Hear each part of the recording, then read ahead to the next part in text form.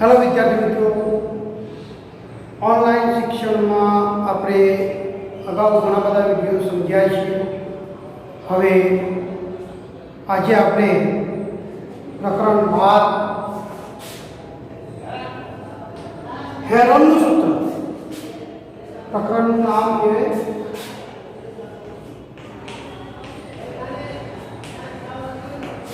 हेरोनનું सूत्र। આપણે અગાઉના ધોરણમાં ત્રિકોણનું ક્ષેત્રફળ શોધવાનું સૂત્ર સમજ્યા છે અને એ સૂત્ર આ પ્રમાણે છે કે ભાઈ ત્રિકોણનું ક્ષેત્રફળ બરાબર 1/3 ગુણ્યા પાયો ગુણ્યા વેધ। वेद એટલે શું? આપણે એમ કે વેદની વ્યાખ્યા છે તો આપણે કોઈ પણ ત્રિકોણ દોરીએ, એ ત્રિકોણની 3 બાજુઓ છે, તેનો આપણે આનો પાયો લઈશું, જે બેઝ તરીકે લઈશું। તો ત્રિકોણના વેદની વ્યાખ્યા પ્રમાણે છે, શબ્દો આ પ્રમાણે છે: ત્રિકોણના કોઈ શિરોબિંદુમાંથી તેની સામેની બાજુને સમાવતી રેખાને લંબ રેખાખંડને ત્રિકોણનો વેદ કહેવાય। તેના શબ્દો પ્રમાણે ત્રિકોણના કોઈ શિરોબિંદુમાંથી તેની સામેની બાજુને સમાવતી રેખાને લંબ રેખાખંડને ત્રિકોણનો વેદ કહેવાય। એટલે અહીંયા એડી એ ત્રિકોણનો વેદ છે। એટલે અહીંયા ત્રિકોણનું ક્ષેત્રફળ જાણવા માટે આપણે એના પાયો અને એના વેધનું માપ જાણતા હોય તો જ આપણે કામ કરી શકીએ। પછી એક બીજું સૂત્ર આપણે સમજાતા કે સમબાજુ ત્રિકોણનું ક્ષેત્રફળ બરાબર સમબાજુ ત્રિકોણનું ક્ષેત્રફળ બરાબર √3/4 બાજુનો વર્ગ। √3/4 બાજુનો વર્ગ। હવે સમબાજુ ત્રિકોણ એટલે ત્રણ બાજુઓ સરખી હોય, એમાં આપણે વેધની જરૂર પડતી નથી। 3 બાજુના માપ જાણતા હોય એટલે એનું કામ થઈ જાય। એટલે 3 બાજુઓ સરખી એટલે કોઈ પણ એક બાજુ આવી જાય એટલે આપણને એનું ક્ષેત્રફળ મળી જાય। પરંતુ આ પ્રકારનું ત્રિકોણ હોય જે વિષમ બાજુ છે, એનો વેધ આપણે જાણતા નથી અને ત્રિકોણનું ક્ષેત્રફળ બાજુઓના આધારે જાણવું છે। તો એના માટે હેરોન નામના ગણિતશાસ્ત્રીએ, જે એલેક્ઝાન્ડ્રિયાના ગણિતશાસ્ત્રી છે, એમને આપણને સૂત્ર આપ્યું છે પરિમિતિ આધારિત। ત્રિકોણની પરિમિતિ એટલે શું? ત્રિકોણની ત્રણેય બાજુના માપનો સરવાળો એટલે ત્રિકોણની પરિમિતિ કહેવાય। એટલે હેરોનને આપેલું સૂત્ર મુજબ, હેરોનનું સૂત્ર આ પ્રકારે છે, હેરોનનું સૂત્ર પરિમિતિ ભાગ્યા 2 એટલે એને આપણે કહીએ અર્ધ પરિમિતિ। હવે ખૂણા a ની બાજુ, ત્રિકોણની 3 બાજુ, ખૂણા a ની સામેની બાજુ એને આપણે a કહીએ સ્મોલ, ખૂણા b ની સામેની બાજુ એને સ્મોલ b કહીએ અને ખૂણા c ની સામેની બાજુ એને આપણે સ્મોલ c કહીએ। તો એ પ્રમાણે વિચારીએ તો એની પરિમિતિ તરત જ આપણે કહીએ કે ભાઈ ત્રિકોણ ABC ની પરિમિતિ, ત્રિકોણ ABC ની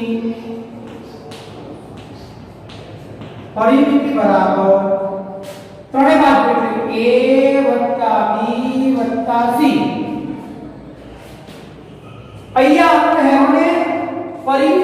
મળતી એટલે અર્ધ પરિમિતિ કીધી, એટલે કે અર્ધ પરિમિતિ અને એની સંજ્ઞા આપી s, અર્ધ પરિમિતિ s બરાબર a + b + c ભાગ્યા 2.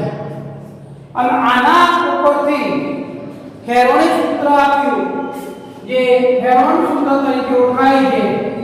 હેરોનનું સૂત્ર ત્રિકોણના ક્ષેત્રફળ માટેનું. તો ત્રિકોણ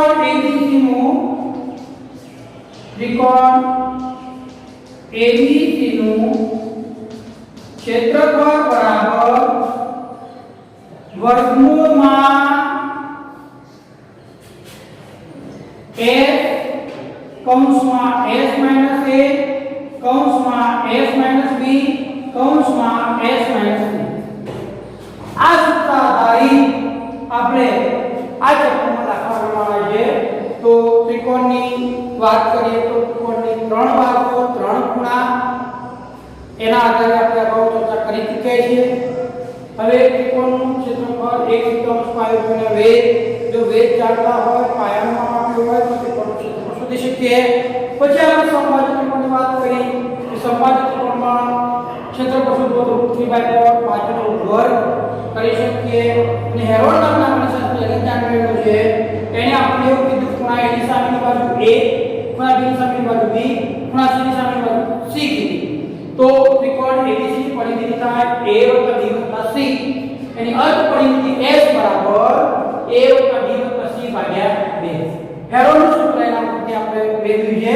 ત્રિકોણનું ABC નું ક્ષેત્રફળ બરાબર * s કૌંસમાં s - a s - b કૌંસમાં s - c. હવે આપણે પરિણામ શીખી રહ્યા કાટકોણ ત્રિકોણનું ક્ષેત્રફળ. કાટકોણ ત્રિકોણનું ક્ષેત્રફળ આપણે જાણીએ છીએ 1/3 ગુણ્યા કાટખૂણો સમાવતી બાજુઓ ગુણાકાર. તો કાટકોણ ત્રિકોણનું ક્ષેત્રફળ પરિણામ શીખી ગયા ગણતરીમાં કે કાટકોણ ત્રિકોણમાં કાટકોણ સમાવતી બાજુઓના ગુણાકાર કરતા અડધું હોય છે. તો ત્રિકોણનું ક્ષેત્રફળ શોધવા માટે આપણે આ 3-4 સૂત્રો છે, એ સૂત્રોમાં આપણે આ ત્રિકોણનું ક્ષેત્રફળ 1/3 પાયો જાણીએ છીએ, સમબાજુ ત્રિકોણનું ક્ષેત્રફળ √3/4 જાણીએ છીએ, અને કાટકોણ ત્રિકોણનું ક્ષેત્રફળ કાટકોણ સમાન બાજુના ગુણાકારથી અડધું હોય છે એ જાણીએ છીએ. આપણા માટે નવું આવ્યું હેરોનનું સૂત્ર કે ત્રિકોણ ABCનું ક્ષેત્રફળ બરાબર √s - a s - b s - c, જ્યાં s બરાબર અર્ધ પરિમિતિ a + b + c ભાગ્યા 2 થાય. તો આના આધારે આપણે એક્ઝામ્પલની ગણતરી કરવા પ્રયત્ન કરીએ છીએ. હવે હેરોનનું સૂત્ર આપણે એક એક્ઝામ્પલ દ્વારા સમજવા પ્રયત્ન કરીએ. જો ત્રિકોણની પરિમિતિ 42 સેમી હોય અને બે બાજુઓ 18 સેમી તથા 10 સેમીની હોય તો તેનું ક્ષેત્રફળ શોધો. અહીંયા આપણને ત્રિકોણની પરિમિતિ આપી દીધી, અને ત્રિકોણની પરિમિતિનું સૂત્ર આપણે જાણીએ કે 3 બાજુના માપનો સરવાળો. તેમાંથી બે બાજુના માપ આપ્યા છે, તો આપણે ત્રીજી બાજુનું માપ શોધી લઈએ. તો આપણે પહેલા ધાર લઈએ. ધારો કે a બરાબર 18 સેમી, b બરાબર 10 સેમી અને c બરાબર શોધવાનું છે, એના આપણે x સેમી કહીએ. તો ત્રિકોણની પરિમિતિ સૂત્ર જાણીએ છીએ. ત્રિકોણની પરિમિતિ આપણને આપી છે એ પ્રમાણે સમજવાનો પ્રયત્ન કરીએ. પરિમિતિ બરાબર a + b + c. જે કિંમત જાણે છે પરિમિતિની કિંમત 42 છે. પરિમિતિની કિંમત 42 છે. a બરાબર આપણે નક્કી કરે છે, b બરાબર 10, c c बराबर x कीधा है माटे 42 बराबर 28 वत्ता x माटे x सूत्र करता बनाइए 42 माइनस 28 माटे x बराबर आपके पास आया 42 और 28 बात करिए तो 14 सेमी आया હવે x बराबर 14 सेमी c कितना आया therefore c equal to 14 semi હવે આપણે જે જરૂર છે અર્ધ પરિમિતિ તો અર્ધ પરિમિતિ s बराबर परिमिति भाग्या 2 कोणी त्रिकोणની પરિમિતિ એટલે ત્રિકોણની પરિમિતિ ભાગ્યા 2 બરાબર 42 ભાગ્યા 2 બરાબર 21 સેમી તો આપણને અર્ધ પરિમિતિ s અર્ધ परिमिति s આપણને મળી કેટલી 21 સેમી હવે હેરોનના સૂત્રનો ઉપયોગ કરીએ તો ભાઈ હેરોનનું સૂત્ર આપણે જાણીએ છીએ હેરોનના સૂત્ર મુજબ શું કહી શકીએ કે ત્રિકોણનું ક્ષેત્રફળ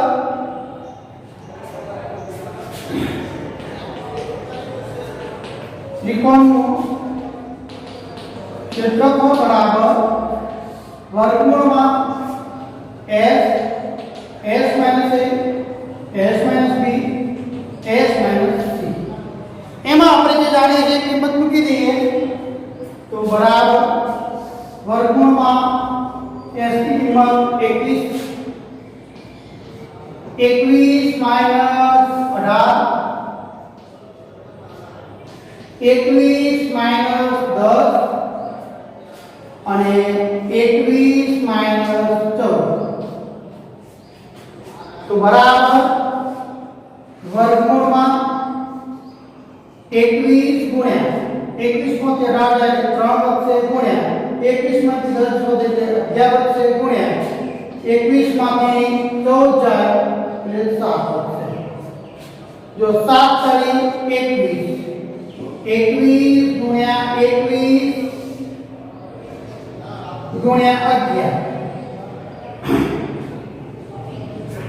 7 तारी 21 21 નો વર્ગ એટલે વર્ગમાંથી નીકળી જાય 21 વર્ગમૂળમાં 11 આટલા સેમી સ્ક્વેર થાય તો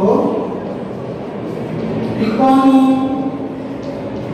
ક્ષેત્રફળ આવ્યું છે 21 વર્ગમૂળમાં 11 સેમી સ્ક્વેર તો આ પ્રમાણે આપણે હેરોનની સૂત્રની મદદથી આ દાખલા ગણી શકીએ પણ સરળ એ પરિમિતિનું સૂત્ર આપણે યાદ હોવું જોઈએ અર્ધ પરિમિતિનું સૂત્ર યાદ હોવું જોઈએ હેરોનનું સૂત્ર યાદ હોવું જોઈએ અને સાદી બાદબાકી ગુણાકાર ભાગાકાર અને આવડું જે વર્ગમૂળમાંથી કિંમત બહાર કરવાની સરળમાં સરળ આપણને પડે આપણી સગવડ પ્રમાણે સમજવાનું છે જો મેં અહીંયા 7 કરી 21 કરી એટલે 21 ને અવયવ પાડે નથી 21 ગુણ્યા 21 નો વર્ગ થાય વર્ગમૂળમાંથી 21 નીકળી જાય વર્ગમૂળ જતું રહે બધે વર્ગમૂળમાં કેટલા સેમી સ્ક્વેર એટલે ત્રિકોણનું ક્ષેત્રફળ બરાબર 21 ગુણ્યા વર્ગમૂળમાં 11 સેમી સ્ક્વેર એ આપણનું ત્રિકોણનું ક્ષેત્રફળ મળે તો આ પ્રમાણે બીજા એક્ઝામ્પલ તમે વધુ પ્રેક્ટિસ કરશો એટલે તમને સરળતાથી ખ્યાલ આવી જશે